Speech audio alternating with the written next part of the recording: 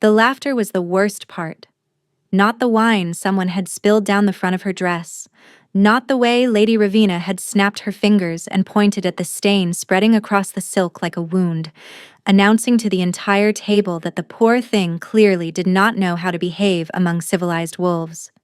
Not even the way the hall had erupted in cruel amusement, hundreds of faces turning towards Seren where she stood frozen beside the banquet table, a serving tray still balanced in her trembling hands.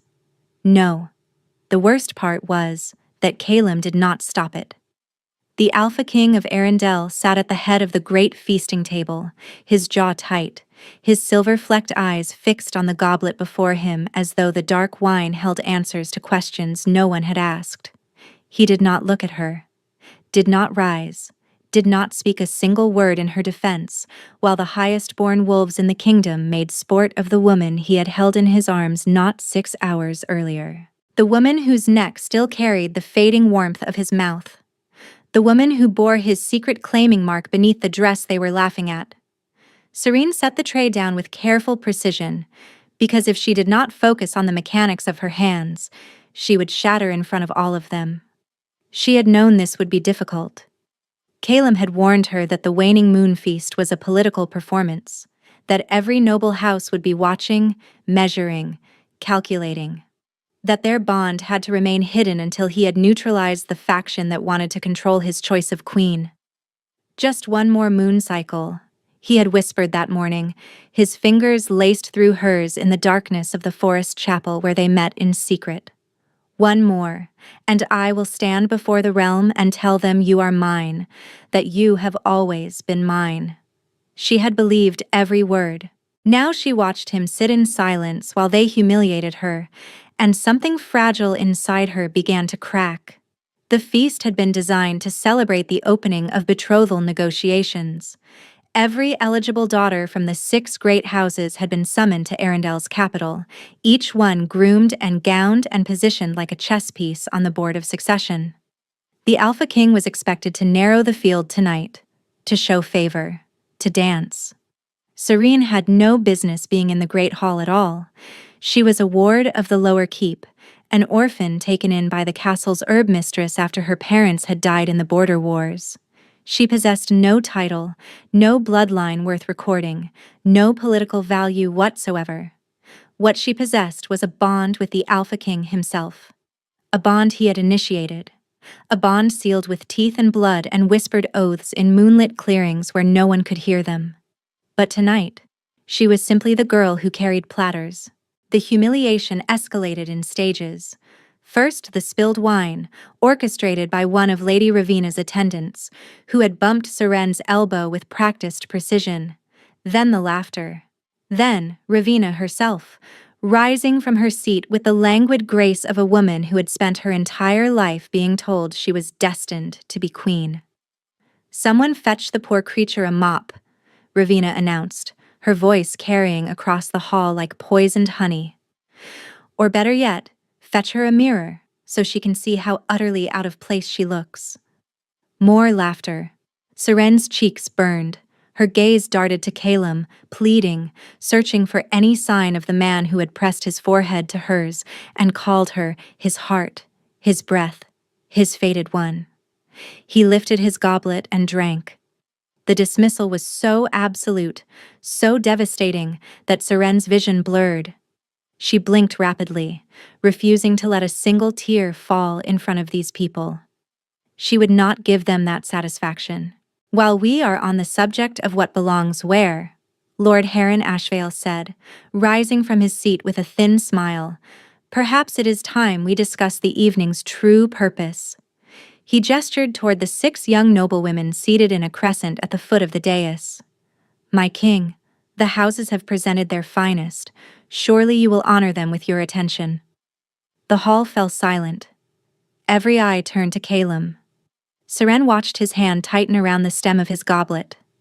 She could feel the bond between them straining, a taut wire vibrating with tension she did not understand. Something was wrong. The set of his shoulders was too rigid. His breathing was too controlled. And his eyes, those pale silver eyes that blazed like winter stars when he looked at her, were dull. flat, as though someone had drawn a curtain behind them. Calum stood. The hall held its breath. Lady Ravina. His voice sounded distant, mechanical, like words being read from a page by someone who did not understand their meaning. Would you honor me with the first dance? It was not a question. Ravina's smile was a blade sheathed in silk. She rose and extended her hand, and when Calum took it, leading her to the center of the hall where the musicians waited, Seren felt the bond scar ignite with a pain so sharp she nearly doubled over. He had not looked at her once. Not once. The tray slipped from her fingers and shattered on the stone floor, but no one noticed. They were too busy watching the Alpha King dance with the woman they already believed would be his queen. And in the shadows behind the serving arch, Seren pressed her hand to the mark that was searing a hole through her chest and made a decision that would change the course of 2 lives forever. She did not go back to the Great Hall. She moved through the servants' corridors like a ghost, one hand pressed to her ribs where the mark seared her skin, the other wrapped around the small glass vial hidden in the pocket of her ruined dress. The vial she had been carrying for 3 days, waiting for the right moment to show Calum. The healer's tonic. The one that confirmed what she had suspected for weeks. She was carrying his child. Seren reached her small chamber at the base of the eastern tower and began to gather her things with the numb efficiency of someone whose heart had already made a decision her mind was still catching up to. A change of clothes. Her mother's bone-handled comb. The leather journal where she recorded her herb lore. The pouch of dried moon petal and feverfew that would see her through the first months of sickness. She paused at the narrow window. Below, the courtyard blazed with torchlight, and she could hear the distant music of the feast drifting through the cold air. Somewhere in that golden hall, Calum was dancing with Ravina, smiling for the court, playing the role of a king choosing his future while the woman who already carried his future packed a bag in a room no bigger than a closet. "You will know your father's strength," she whispered, her hand settling over her flat belly. "Even if you never know his name." She pulled her cloak tight and slipped through the servants' gate into the bitter night. She did not see the figure at the high window of the king's tower, a silhouette rigid with sudden horror, hands clawing at the glass as though trying to reach through it. She did not hear the sound that followed her into the darkness, a howl so broken, so raw, that the wolves patrolling the castle walls stopped mid-stride and whimpered in answer. By the time anyone thought to look for the herb mistress's quiet ward, Seren was already gone, and the Alpha King was on his knees, screaming her name into the empty dark. 4 months had passed since the night Seren vanished from Arendelle. She had walked for 11 days through frozen mountain passes and sleeping forests before she found Briar Hollow, a village so small it did not appear on any map she had ever seen. Nestled in a valley between 2 ridges of black stone, it was the kind of place the world had simply forgotten, which made it the perfect place to disappear. She had arrived at the village gates half-starved and shaking, her cloak stiff with frost, her belly just beginning to round beneath her dress. The elder woman who ran the village tavern had taken one look at her and asked no questions. She had simply opened the door wider and said, "You look like you need soup before you need answers." Seren had wept into the bowl. She gave her name as Nell. A widow, she said. A herbalist by trade, seeking a quiet place to raise her child. The village had no healer of its own. The last one had died 2 winters ago. And within weeks, Seren had made herself indispensable. She treated fevers with willow bark and set broken fingers with steady hands. She brewed sleeping draughts for old Marin who suffered nightmares, and made a salve that finally cured the baker's son of the rash that had plagued him since autumn. The people of Briar Hollow came to trust the quiet widow with the sad eyes and the gentle hands. They stopped asking where she came from. They started asking her to stay. But the nights were another matter entirely. Every night, without exception, the claiming scar beneath her ribs burned. It should have faded. Among wolfkind, a rejected bond dissolved within weeks, the mark lightening, thinning, disappearing like a scar exposed to sunlight until nothing remained but smooth skin and the ghost of what might have been. Seren had examined her mark 100 times in the dim light of her rented room above the tavern, pressing her fingers to the raised skin, willing it to fade. It never did. If anything, it darkened. The edges grew sharper, more defined, as though the bond was not dying but deepening, strengthening in his absence rather than dissolving. And sometimes, in the hollow hours before dawn, she felt something pass along the bond that made her breath catch and her hands fly to her growing belly. A presence, vast, furious, desperate, reaching for her across impossible distance like a drowning man clawing towards shore. She told herself it was her imagination, grief playing tricks on a broken heart. But the baby knew. Whenever the mark flared hottest, the child would stir, pressing tiny limbs against her from the inside as though answering a call only it could hear. "Hush, little one," Seren would whisper in the darkness, rocking herself on the narrow bed. "He is not coming for us. Whatever you feel, it is only an echo. That is all." She almost believed it. Almost. Spring crept into Briar Hollow with agonizing slowness, as though even the season was reluctant to disturb the valley's silence.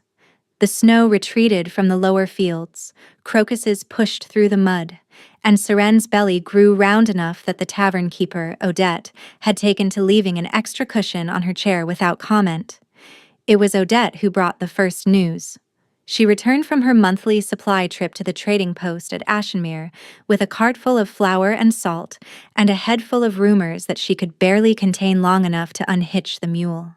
"The kingdom has gone mad," Odette announced, dropping a sack of grain onto the tavern counter with a thud that made Seren flinch. Absolutely mad. Seren kept her eyes on the poultice she was grinding, her knuckles white around the pestle. "What do you mean?" "The Alpha King."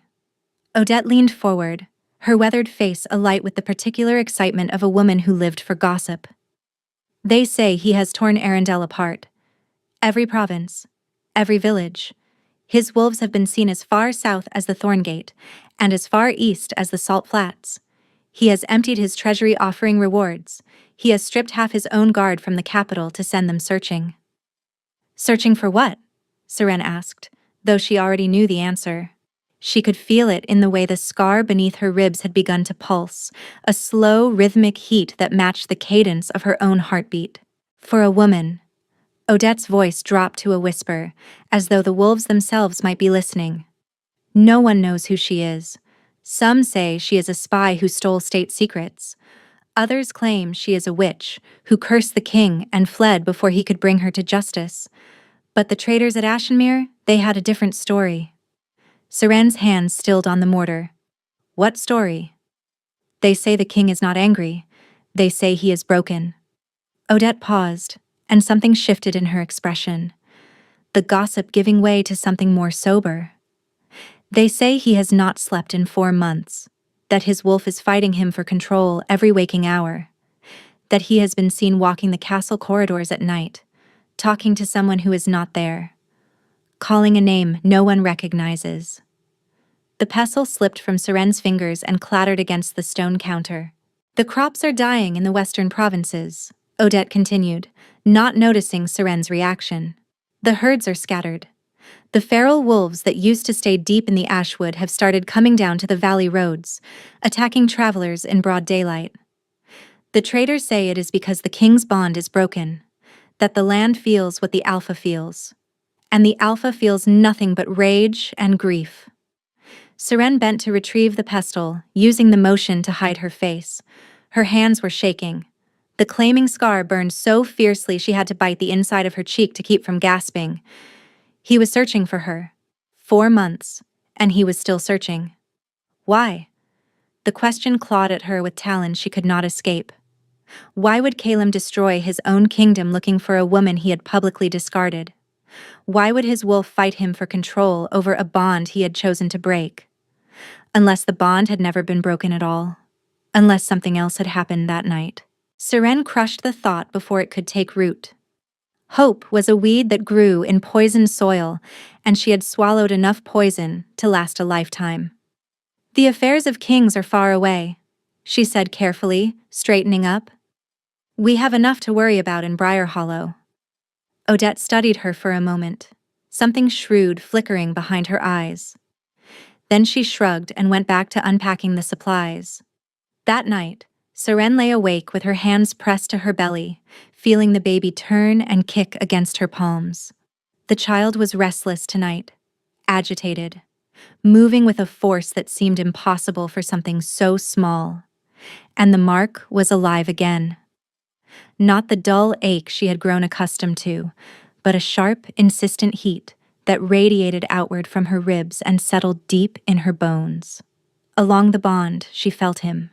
Not words, not images, just a feeling so raw and vast it stole the air from her lungs. He was closer. She did not know how she knew, but she was certain of it. The distance between them was shrinking, and with every mile he closed, the bond grew louder, more insistent, more impossible to ignore. "Stop," she whispered to the darkness, to the mark, to the man who could not hear her. "Please stop looking. You chose this. You chose her. Let me go." The mark flared in answer, a pulse of heat so fierce it brought tears to her eyes. He was not going to stop. And deep down, in the part of her heart she had tried so hard to bury, Seren was not sure she wanted him to. The rider arrived in Briar Hollow 3 days later. Seren heard the hoofbeats from inside the tavern and knew, with a certainty that bypassed logic entirely, that they had come for her. The mark told her. It sang against her ribs with a vibration she had never felt before. Not pain, not warmth, but recognition. As though the bond itself was saying, "Finally." She was standing behind the counter when the tavern door opened and a woman stepped through. Tall, broad-shouldered, with close-cropped auburn hair and a scar that ran from her left temple to the corner of her jaw. She wore the dark leather of the king's inner guard, but she carried no visible weapon. Her amber eyes swept the room and locked onto Seren with the precision of an arrow finding its target. "Mistress Nell," the woman said. It was not a question. "Who are you?" Seren's voice was steady, but beneath the counter her hand had closed around the handle of a paring knife. "My name is Dareth. I am shield captain to the Alpha King." The woman's expression softened by a fraction. "And I have been searching for you for 119 days. You have the wrong person. You are Seren, ward of the herb mistress Helwyn, formerly of Arendel's lower keep. You bear the king's claiming mark on your left side, beneath your ribs, and you carry his child." Dareth's gaze dropped briefly to Seren's belly. "Though, from the look of things, that last detail will not remain a secret much longer."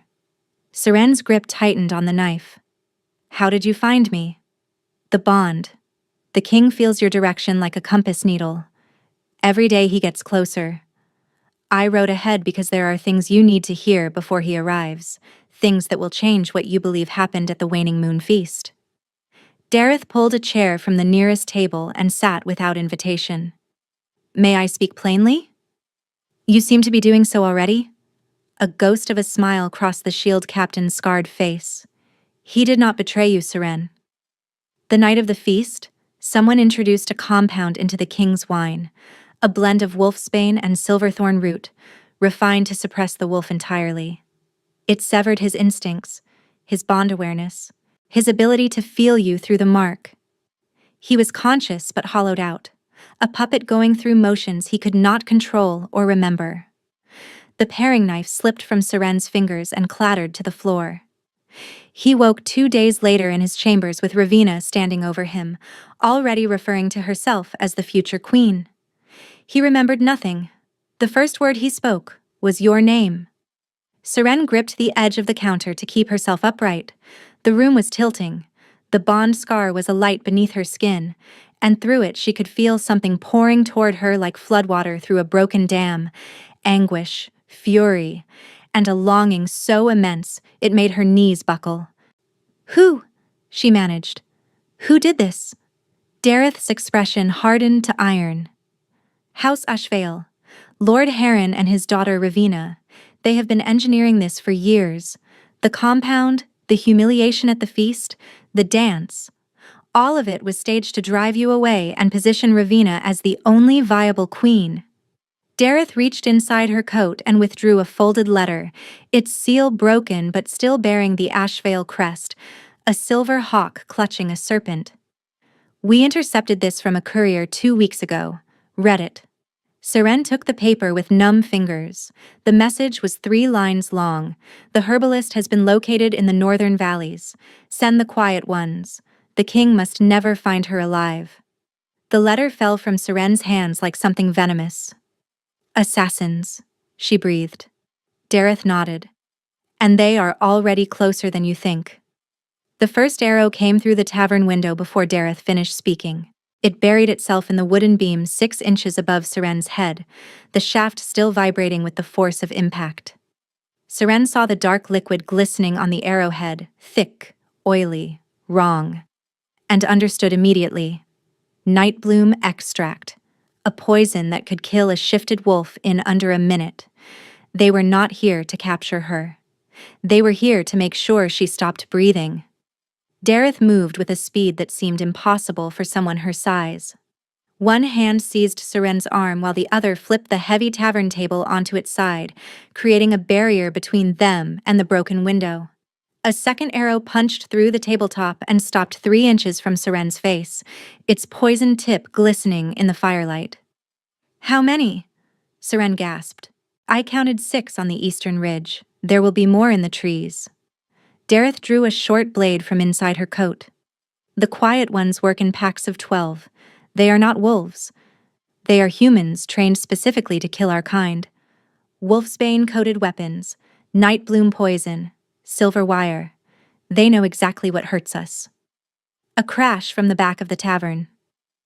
The kitchen door splintered inward and a figure in mottled gray stepped through, a crossbow leveled at Seren's chest.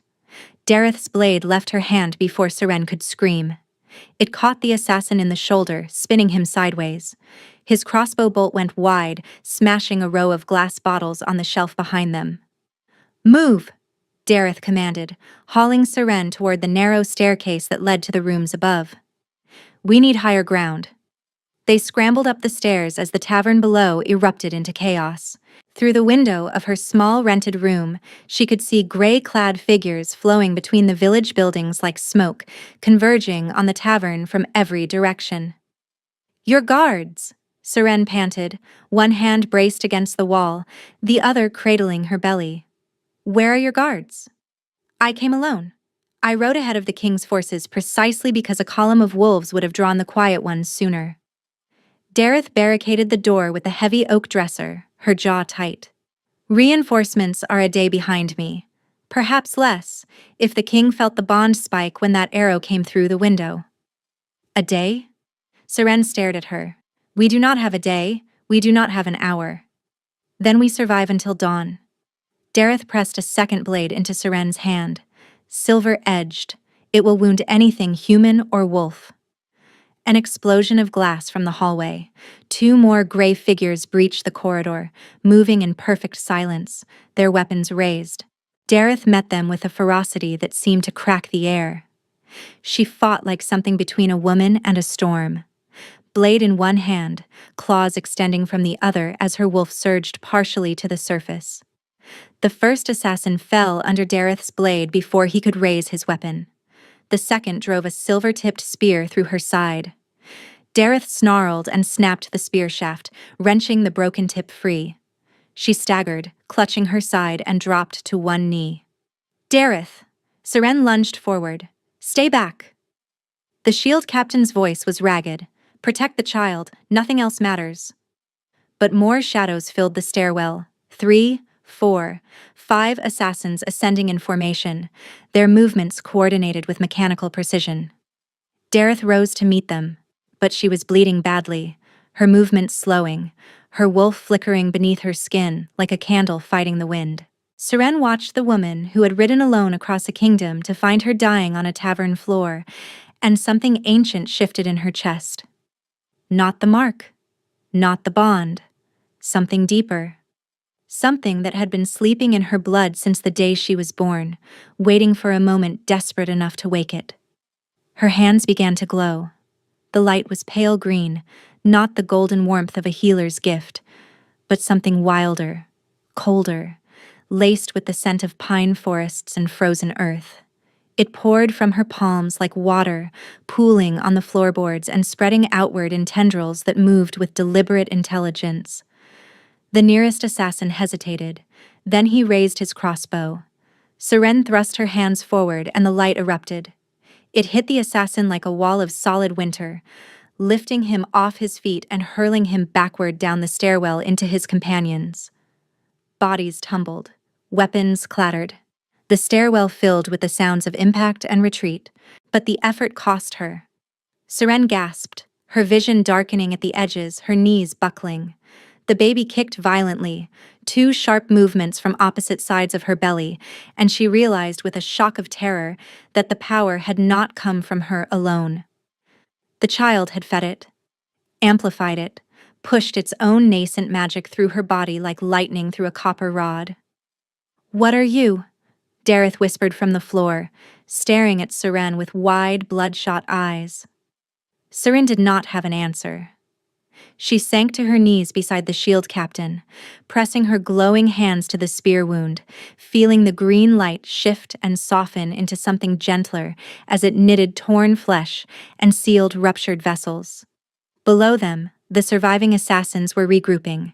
She could hear them in the ruined tavern, boots crunching on broken glass, voices murmuring in clipped, professional tones. They were not retreating. They were simply recalculating. And then a sound split the night that made every voice fall silent. A howl. Distant but closing fast, deep enough to vibrate in the bones of the building itself. Filled with a fury so absolute, so primal, that the assassins below went completely still. Even the wind seemed to hold its breath. He was coming. The wall of the tavern exploded inward. Not the door. Not a window. The wall itself, timber and stone and plaster detonated as something massive crashed through it with the force of a battering ram made of muscle and rage. Dust and debris erupted across the ruined common room, and through the cloud of destruction came a wolf that should not have existed outside of legends. He was enormous, coal-black fur that seemed to swallow the light, eyes that burned not amber but molten white, blazing with a radiance that threw shadows in every direction. His jaws were open, and the sound that poured from his throat was not a growl but a vibration, a frequency that rattled the walls and spoke to the most ancient part of every living creature in that building: run or die.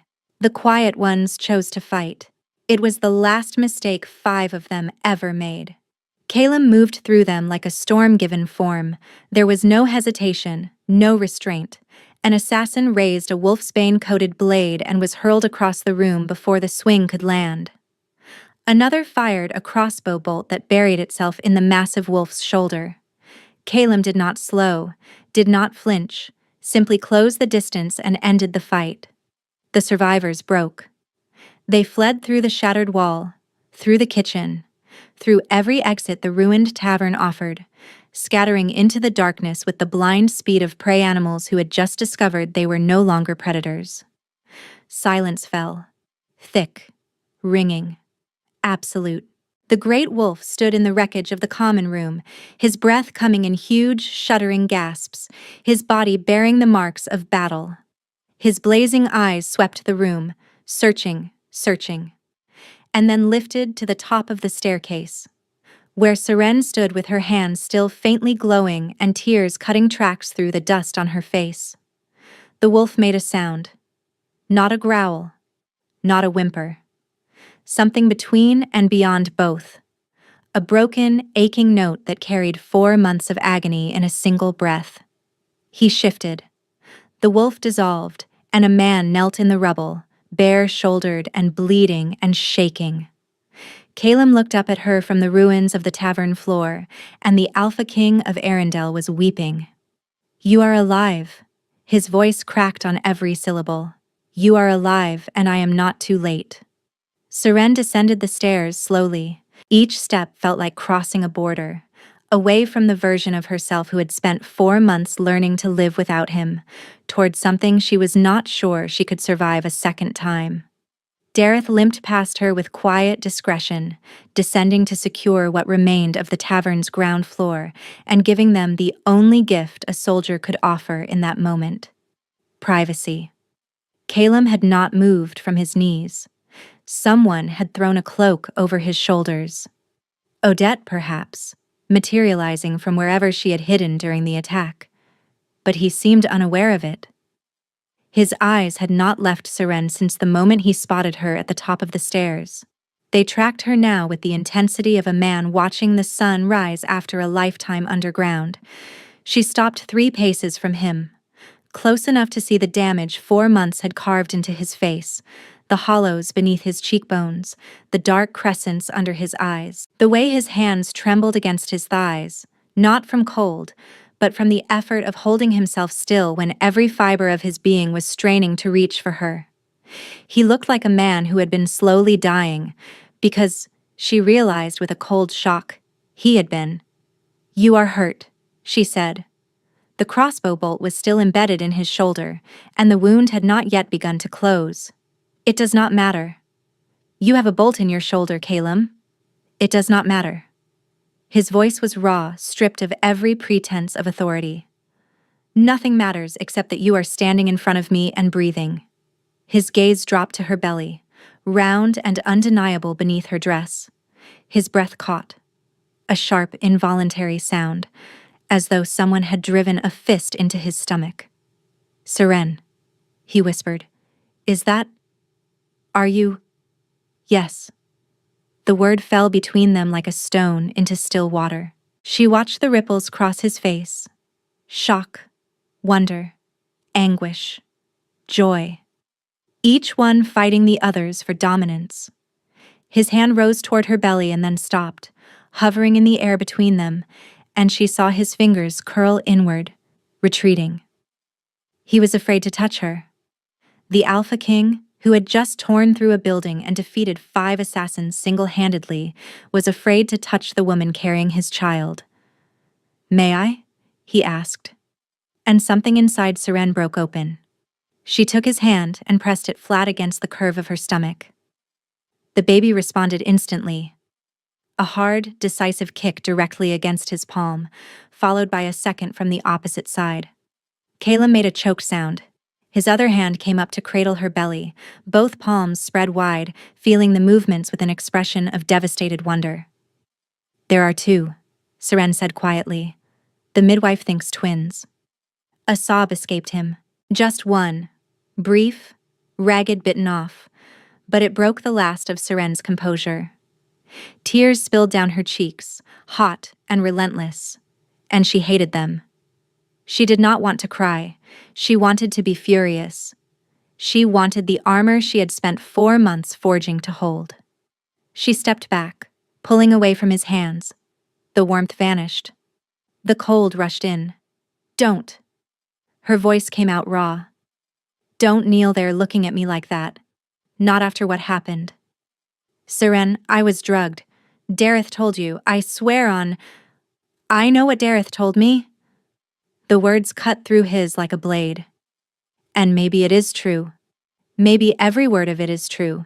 But you need to understand what that night did to me, Calum. You need to understand what it felt like to stand in that hall with your mark burning on my skin and your child growing inside me while they poured wine down the front of my dress and called me a dog who did not know her place." Calum flinched as though she had struck him. "I looked at you," Seren continued, "and now the fury was rising, molten and unstoppable, fed by 100 sleepless nights and 1,000 silent conversations with a man who was not there. I looked right at you, and I begged you with my eyes to say something, to do anything, to give me the smallest sign that I was more to you than a convenient secret you kept in the basement of your castle. You were never... And you lifted your goblet and drank." Her voice broke. "You drank, Calum, while they tore me apart. You sat there and drank." The silence that followed was the loudest sound in the room. Calum rose slowly from his knees. He was trembling. Not the controlled shaking of a man in pain, but the full-body tremor of someone whose foundations had been pulled out from under him. "You think I do not know?" His voice came out in a whisper that built, word by word, into something raw and terrible. "You think I have not lived with that image every single day? The moment I woke, and the memories began to surface? Fragments, pieces, shards of a night I had no control over. The first thing I saw was your face. Your face, Seren, looking at me from behind a serving tray, waiting for me to save you. And I sat there like a hollow puppet and did nothing." He stepped toward her. She held her ground. "Do you know what it is like to betray the person you love most and have no memory of choosing to do it? To know that your body was used as a weapon against your own mate? I cannot even apologize properly, because the man who hurt you was not me. He wore my face and used my voice, but I was not in that hall. I was nowhere. I was nothing." His voice cracked, and Seren saw it again. The vulnerability that had undone her at the top of the stairs. Not the Alpha King. Not the ruler who commanded every wolf in 3 provinces. Just a man who had been robbed of his agency and was drowning in the aftermath. "I searched every village," Calum said, quieter now. "Every road. Every abandoned farmstead and forest camp between the capital and the sea. I did not eat for the first week. I did not sleep for the first month. My advisors told me I was destroying the kingdom. My council threatened to name a regent, and I told them that if a single one of them stood between me and finding you, I would walk through them and keep going." "That is not love," Seren whispered. "That is obsession." "Maybe." He held her gaze without flinching. "Or maybe it is what love looks like when someone takes your mate away and leaves you with nothing but a burning mark and the knowledge that she is out there somewhere, alone and pregnant, and believing you threw her away, like she meant nothing." The bond flared beneath her ribs with sudden, searing heat. She gasped and felt what he was feeling. Not the controlled anguish he was showing her, but the raw, howling devastation beneath it. 4 months of it, compressed and concentrated into a single pulse that nearly drove her to her knees. He had been living with this, every moment of every day. While she had been building a quiet life in Briar Hollow, he had been consumed alive. "I thought you chose her," Seren choked out. "I thought everything we had was a game to you." A king amusing himself with a servant girl before settling down with someone who actually mattered. Calum closed the distance between them. His hands cupped her face, tilting it up, and she could feel the tremor in his fingers, the barely controlled desperation of a man who had crossed a kingdom to stand exactly here. "You are the only thing that has ever mattered," he said fiercely. "Not the crown, not the kingdom, not the bloodlines or the alliances or the political games that every noble house plays with human lives. You, Seren, you are the reason I have a heartbeat. And if I have to spend the rest of my life proving that, then that is exactly what I will do." A sob tore from her chest. The walls she had built, the careful, necessary walls that had kept her functional through 4 months of exile, collapsed, not in pieces, all at once, a catastrophic structural failure that left her with nothing between her pain and the open air. Calum caught her as she broke. His arms wrapped around her, pulling her against his chest, and she could feel his heartbeat slamming against her ear, fast and urgent and real. She fisted her hands in the cloak at his shoulders and held on. "I was going to tell you that night," she whispered against his chest. "About the baby. I had the healer's tonic in my pocket.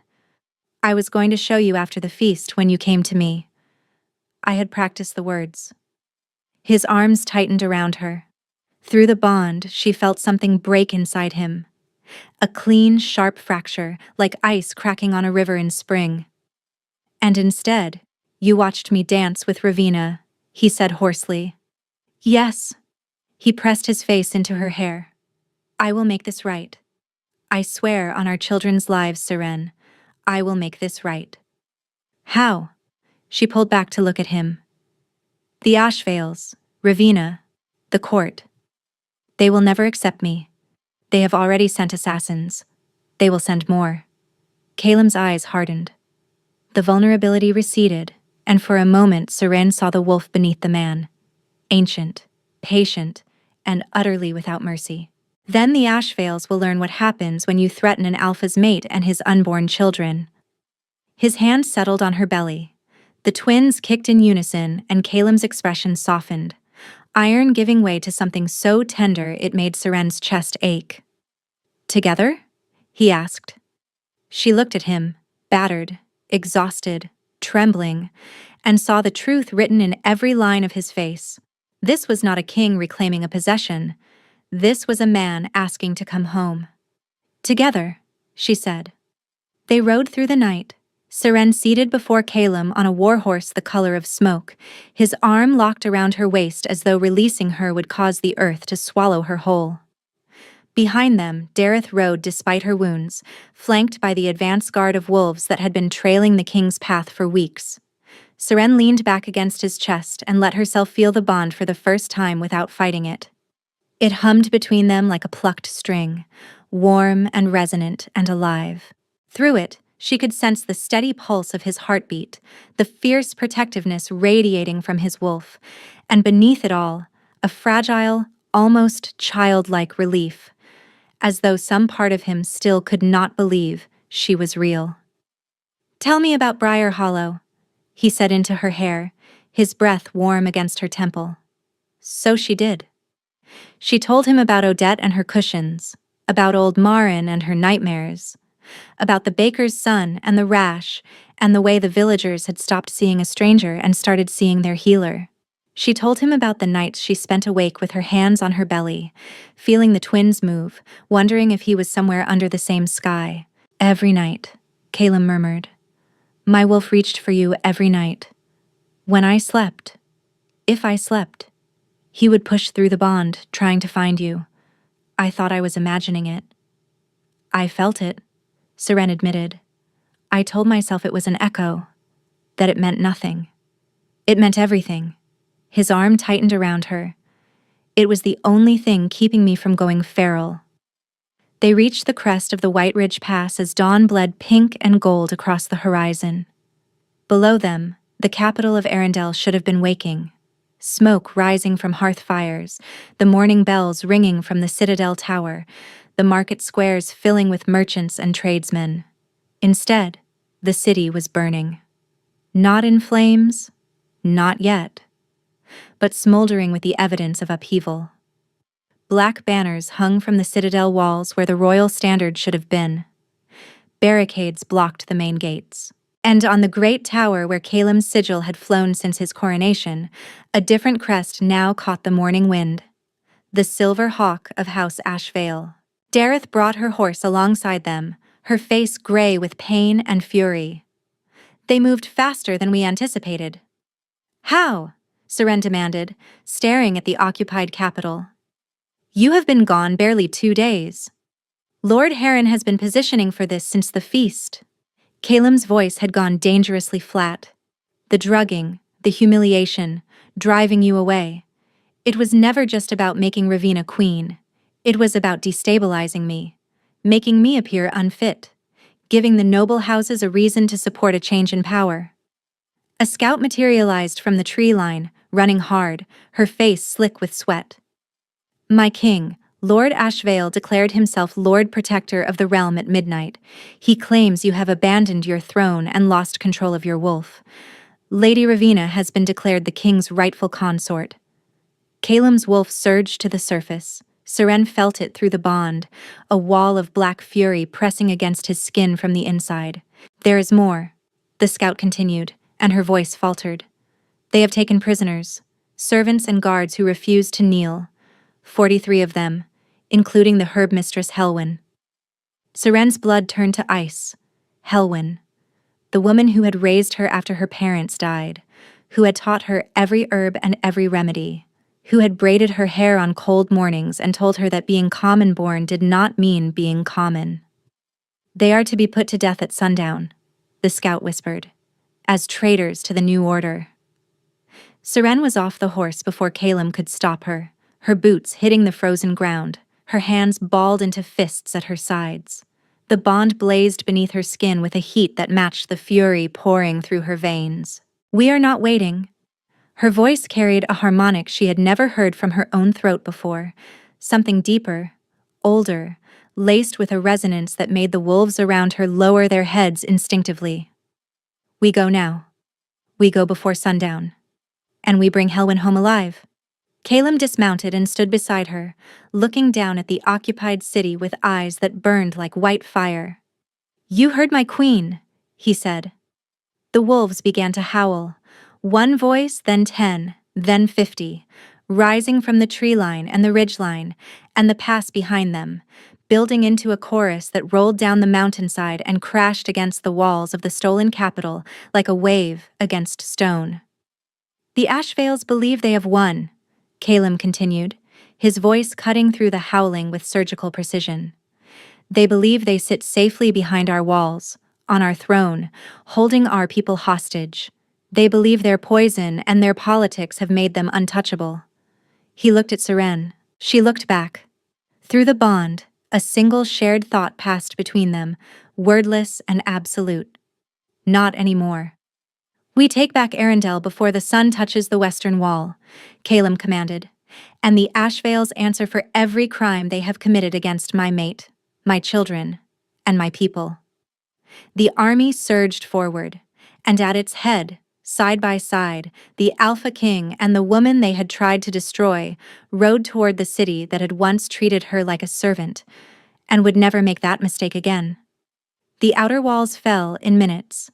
Calem's wolves, fueled by months of pent-up rage and the primal imperative to protect their alpha's mate, overwhelmed the Ashvale defenders before the barricades could be fully manned. But as the fighting pushed deeper into the city, a rider broke through the chaos with a message that stopped Seren's heart. "Lord Ashvale has sealed the citadel. The hostages are in the Great Hall. He says if the king enters, he will begin killing them immediately. One prisoner every minute until the king kneels and surrenders his crown." Seren found Calem at the citadel gates, held back by Dareth and 4 of his strongest wolves. The shield captain bore a fresh wound above her eye, but her grip on the king's arm had not weakened. "You cannot go in," Dareth was saying through gritted teeth. "It is a trap designed for you. The moment you cross that threshold, they will trigger the wards. Silver dust in the ventilation shafts, wolfsbane gas in the corridors.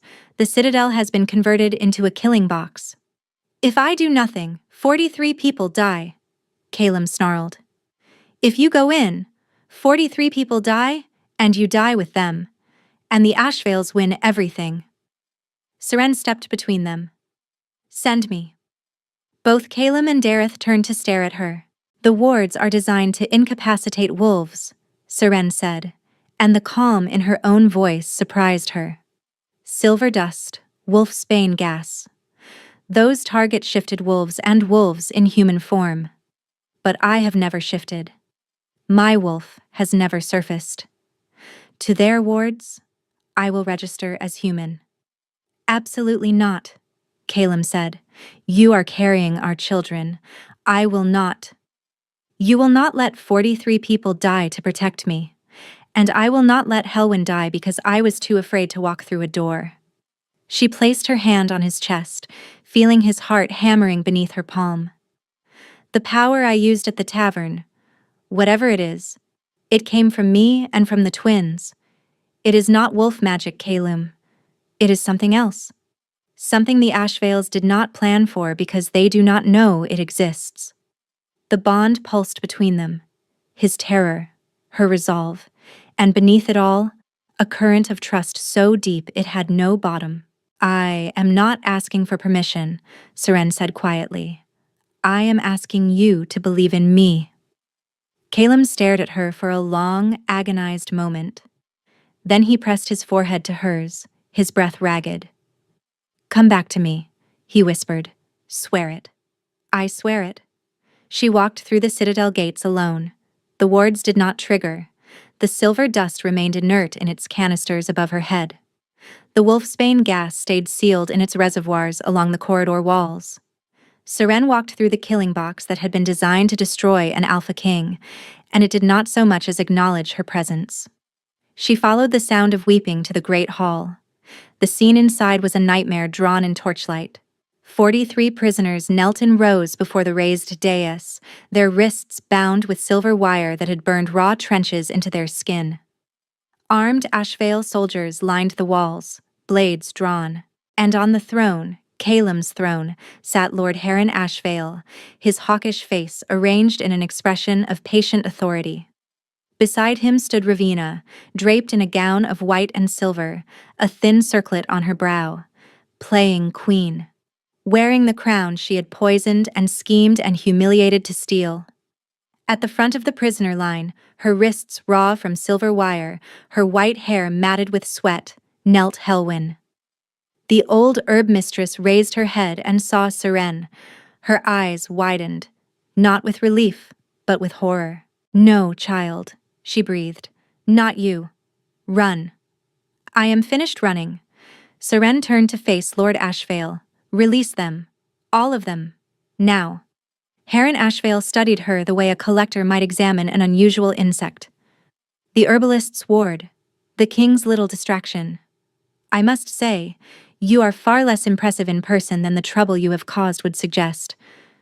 And you are far less powerful than you believe," Seren replied. "Your wards did not stop me. Your poison did not break the bond. Your assassins did not kill me.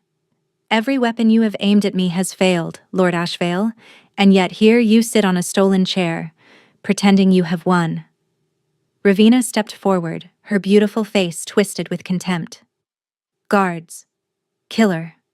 3 soldiers advanced. Seren did not retreat. She did not reach for the silver blade still tucked in her belt. Instead, she closed her eyes and reached inward, past the fear, past the exhaustion, down to the place where the bond hummed and the twins stirred and the strange, wild magic waited like a coiled spring. She opened her eyes. They were glowing. Not the pale green of the tavern. This was something else. Deeper, richer, shot through with veins of gold that pulsed in time with her heartbeat. The twins were awake inside her, their nascent power feeding hers, amplifying it, transforming the gentle healer's gift she had carried all her life into something vast and terrible and beautiful. The light exploded from her body.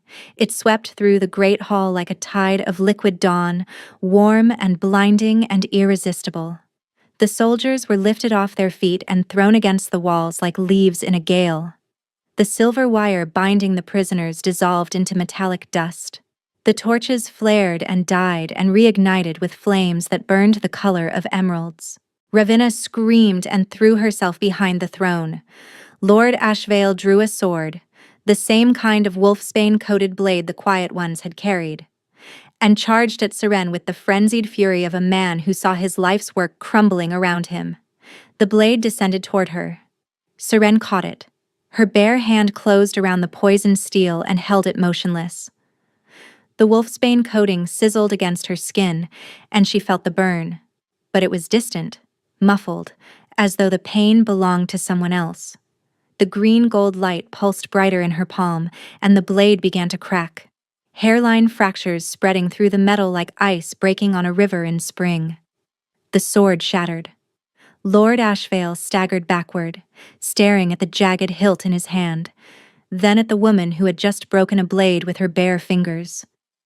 "That is not possible," he whispered. "You spent years engineering a plan to destroy a wolf." Seren's voice carried harmonics that resonated in every stone of the ancient hall. "You never considered what would happen if you threatened a mother." The citadel gates exploded inward. Caelim's wolves flooded the hall, a tide of fur and fang and righteous fury. And at their head, in full wolf form, eyes blazing white, came the Alpha King himself. Seren stood in the center of the chaos, glowing like a star, surrounded by freed prisoners and broken weapons and the scattered remains of every scheme House Ashvale had ever woven. She caught Caelim's blazing gaze across the hall, and smiled.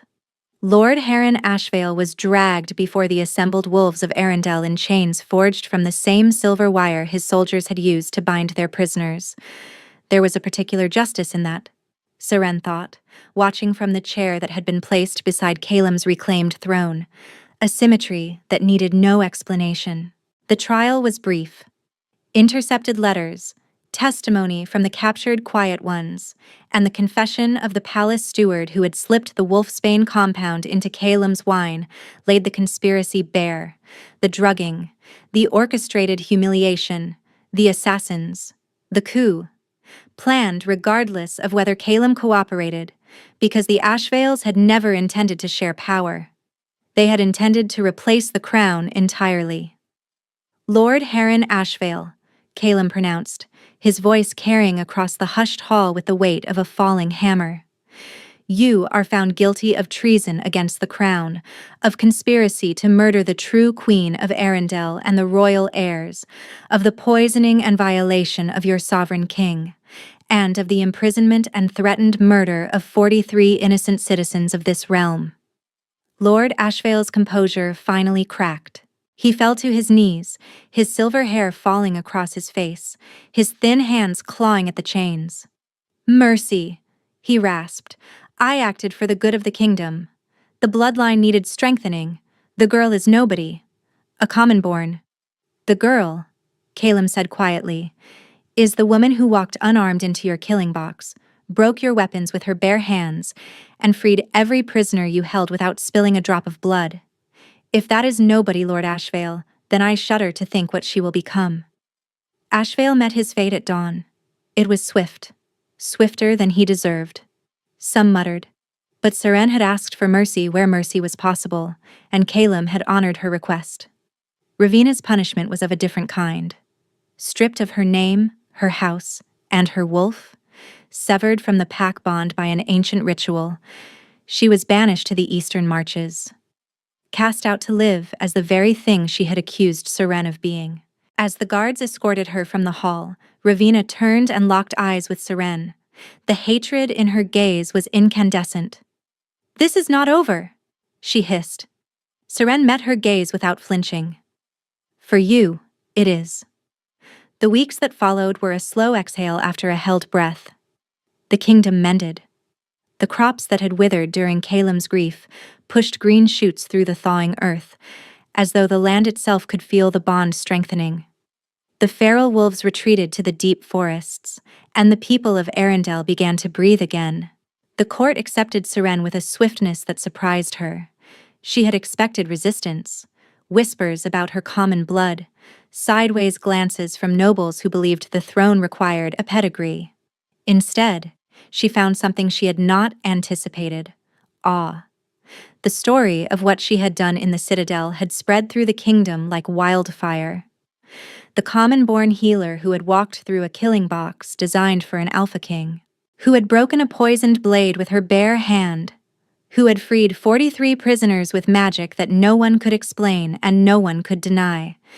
They did not accept her despite her origins. They accepted her because of them. On a warm evening in late spring, when the first stars were beginning to appear above Arendel's ancient spires, Calem led Seren to the forest chapel where they had first met in secret. The same clearing where he had first pressed his lips to her ribs and whispered that she was his. The same mossy stones where she had traced the lines of his face and believed, for the first time in her life, that she deserved to be loved. The bond should be completed, he said, standing before her in the dappled moonlight. Properly, with your full knowledge and full consent, no secrets, no shadows, no hiding. He tilted his head, baring the side of his throat to her. The ancient gesture of a wolf offering himself wholly to his mate. Claim me, Seren. Make me yours the way I have always been, from the moment I first saw you grinding herbs in the lower keep and forgot how to breathe. She stepped forward and pressed her mouth to the place where his neck met his shoulder. She felt his pulse thundering beneath her lips, felt the bond between them vibrating with anticipation, every thread pulled taut, waiting for the final note. Her teeth pressed into his skin and the bond sealed. The bond completed like a circuit closing. Light flooded through her. Not the green-gold power of battle, but something softer, warmer, infinitely more intimate. She felt his soul pour into hers. Every memory, every fear, every moment of relentless searching laid bare without reservation. She saw the feast through his eyes, the horrible blankness, the puppet's movements, the void where his wolf should have been. She saw him wake, screaming her name. Saw him standing in her empty chamber, pressing her mother's bone-handled comb to his face, breathing in the last trace of her scent. She saw herself through his eyes. Not a servant, not a nobody. A woman of impossible courage, the mother of his children. The mate his soul had recognized before his mind had understood what it was seeing, and he saw himself through hers.